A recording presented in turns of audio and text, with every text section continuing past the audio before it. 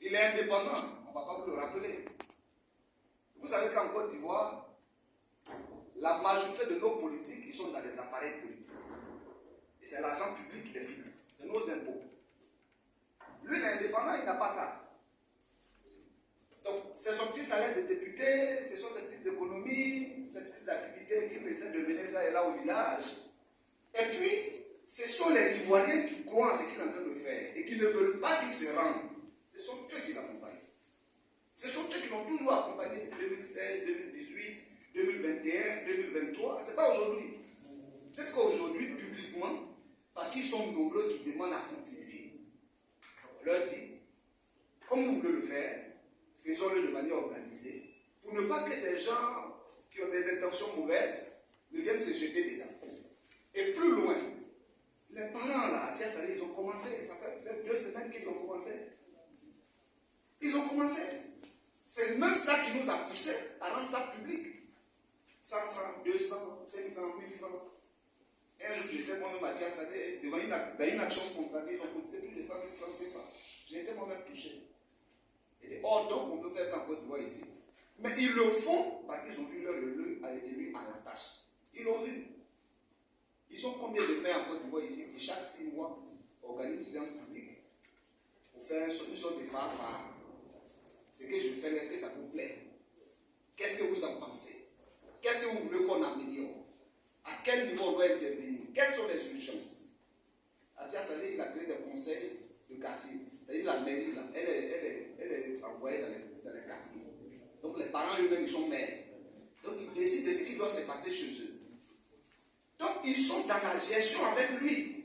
Ils savent que leur argent, là, ils n'utilisent pas ça à d'autres fins, comme d'autres qui prenaient l'argent de la mairie pour aller regarder Champions League ou bien pour aller regarder Premier League en Angleterre. Non. Ça, ils utilisent l'argent de la commune pour servir les populations de Tiassané. Ils ne prennent pas ça. On fait la cotisation parce que nous-mêmes, on veut lui dire, tu n'as pas le droit de changer de nez. Tu n'as pas de rang. Il ne faut même pas sortir le drapeau blanc. Si tu as besoin d'argent, on va te donner de l'argent pour faire campagne, pour tenir. Donc on le fait pour le soutenir. Donc cette cagnotte-là, peut-être l'argent ne va largement suffire. Après ça, il pourra utiliser pour faire d'autres choses. Parce que, voilà, il a envie d'aller parler aux Ivoiriens. Donc, il faut qu'on y travaille. La question des journalistes. Il a déjà rencontré certains de ses confrères à Tiassané, au cours des dîners de gens. Il a passé du temps avec eux. D'abord pour présenter les actions qu'il est en train de mener à Tiassané. Pour partager la vision en tant qu'élu qu'il a pour Tiassané. Mais au-delà, pour partager avec eux la question de la loi sur les collectivités. La loi n'est pas bonne. C'est parce que la loi n'est pas bonne que vous allez remarquer que malgré les bonnes volontés, le développement dans nos localités reculées, ça ne décolle pas. Parce que tout est mis en œuvre pour empêcher que les choses évoluent. Il a partagé ça avec les collègues. Je sais qu'il y a une autre rencontre qui est prévue. Ça devrait se faire même autour de janvier ou février. Et c'est parce qu'ils ont annulé l'élection et qu'il faut repartir. Mais je sais qu'il va tenir l'engagement. Il va encore rencontrer la presse, rencontrer les collègues journalistes. Donc vous devez rester en contact certainement avec lui. Vous le connaissez, il n'y a pas de protocole, il est très ouvert. Voilà. Frère, est-ce qu'on peut se voir? Vous allez vous voir. Il n'y a aucun problème. Est-ce que c'est parce qu'on a peur, quand ça allait perdre l'élection, qu'on a en train de faire tout ça? Assalé Tchemoko ne peut pas perdre l'élection à Tiassané. Ses adversaires le savent. C'est parce qu'ils le savent que la seule chose qu'ils préparent en ce moment, c'est soit la fraude ou soit la violence. Mais la fraude ne passera pas. Donc il ne reste que la violence. La violence sociale ne passera pas parce qu'en face, il n'y a pas de violent. Il n'y a pas de violent en face. On peut rendre public ce qui se prépare dans les coulisses. On veut appliquer le schéma de Bassam. Mais un schéma qu'on connaît déjà, vouloir l'appliquer, c'est comme si toi-même tu vas te suicider. Donc on ne va pas ici livrer toutes nos stratégies. On va en guerre, en griffe. On ne se livre pas avant la guerre. Mais cette élection-là, la confidence que je peux vous faire, c'est que le score là, il sera peut-être doublé. Parce que ceux qui ont voté pour ses adversaires Ils sont aujourd'hui en train de faire campagne pour Salé Temoko à Tia Salé. Ce que je dis, si c'est faux, il y a des parents de Tia Salé qui sont dans la salle. On rencontre des gens du RADP qui se rallient. On rencontre des parents du PDCI qui se rallient. Parce que tout le monde sait qu'à Salé Temoko a gagné l'élection. L'annuler, c'est peine perdue. Vous allez l'annuler 1000 fois reprendre, 1000 fois il va gagner. Donc, j'ai tenu à faire ces 3 précisions-là. S'il y a certaines questions auxquelles nous n'avons pas répondu, les autres frères sont là. Pour ce qui est de l'ambulance, en 2014, j'étais à Foyer-Pro, à ses côtés. Parce que les gens croient que certains d'entre nous sont arrivés comme ça au hasard. Il y a longtemps, nous suivons à Salé Temoko. Quand il a des activités, quand nous avons du temps, nous allons participer. Parce qu'il faut voir ce que l'homme fait pour parler de lui. Il faut voir comment il agit pour parler de lui. On ne peut pas parler de quelqu'un qu'on ne connaît pas. On ne peut pas donner nos poitrines pour un citoyen qu'on ne connaît pas, qui ne partage pas les mêmes valeurs et les mêmes convictions que nous. Ce n'est pas possible. Tout à l'heure, il y a quelqu'un qui disait, mais pourquoi est-ce qu'ils ont annulé dans toute la Côte d'Ivoire et puis comme c'est des Tia Salé seulement qu'on parle? C'est aussi l'une des raisons. On ne connaît pas les autres. La question de la fraude ou bien de l'imperfection de la cheville, tout le monde le sait.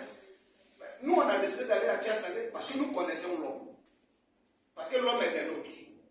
Parce que nous avons une vision commune pour la gestion des affaires publiques. C'est pour cela que nous sommes engagés à Tia Salé. Mais parce que nous voulons aussi que l'exemple de Tia Salé soit copié dans toute la Côte d'Ivoire.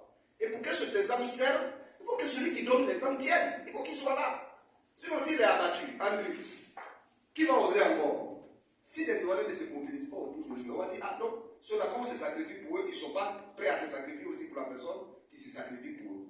Il faut envoyer un message à ceux qui veulent nous décourager, à ceux qui veulent nous faire douter. L'ambulance, là, elle est appuyée pour nous. La première dame a offert l'ambulance à la mutuelle de Koyepro, dont Salé Temoko était le président. Il est toujours le président de la mutuelle de Koyepro. Salé quittait au village, venait à Abidjan et en chemin, il a vu une femme en travail, dans un tricycle. Elle saignait, tricycle en panne, parce que voilà, les difficultés dans nos localités de l'intérieur, on les connaît. La dame, là, en travail, Salé Temoko pour la récupérer dans son véhicule. C'est sur le chemin pour aller sauver la vie de la dame et de son bébé. Elle est décédée dans son véhicule. Ce fait-là, il traîne encore les séquelles aujourd'hui. C'est pour ça que si vous remarquez bien, il est plus focalisé sur les questions d'éducation et de santé. Parce que pour lui, l'éducation, c'est la base. Il faut que l'homme soit en bonne santé pour être au service de la communauté. La maman, elle est décédée à son bébé dans la voiture d'Assalé. Ils sont assis derrière. Il a avec la dame. Quand il est sorti de là, il dit il faut que je fasse tout pour qu'il y ait une ambulance ici. Donc il a fait le lobby. Il a touché plusieurs personnes. Parmi les personnes touchées, la seule qui a répondu tout de suite, c'est la première dame. Effectivement, son chargé de communication, qui était un journaliste, qui est votre confrère, est venu à Tia Salé avec une délégation pour offrir une ambulance. Mais une ambulance, là, il y a une gestion quotidienne. C'est parce que c'est une machine. Il faut payer le chauffeur, il faut faire les entretiens. Parce que ça roule, ça tourne. Parce qu'elle ne sait pas que Koyepro, elle sort aussi des localités qui sont autour. Elle sait même Tia Salé. En tant que commune, elle sait Tia Salé. Mais l'ambulance, là, de 2014 jusqu'à cette heure où on parle, tous les cadres qui sont à Tia Salé, là, ils sont là, ils ont les moyens. Même le candidat du RADP, là, il est même le plus riche, peut-être de Tia Salé. Mais c'est à Salé Temoko qui sort son argent pour payer. Payer tel le chauffeur, faire l'entretien de l'ambulance. Il va prendre l'ambulance là. Est-ce qu'il a besoin de ça pour rouler? Est-ce que c'est un véhicule de commandement? C'est pour servir la communauté. Donc l'ambulance est présente à Koyepro, elle est disponible, elle est là, elle est au service de la communauté. Donc il n'a pas utilisé ça à d'autres fins. L'élection là, c'est à Tia Salé que ça se passe, c'est pas à Koyepro. Que les gens trouvent d'autres arguments. On les attend sur le terrain. Les parents les attendent sur le terrain. Merci.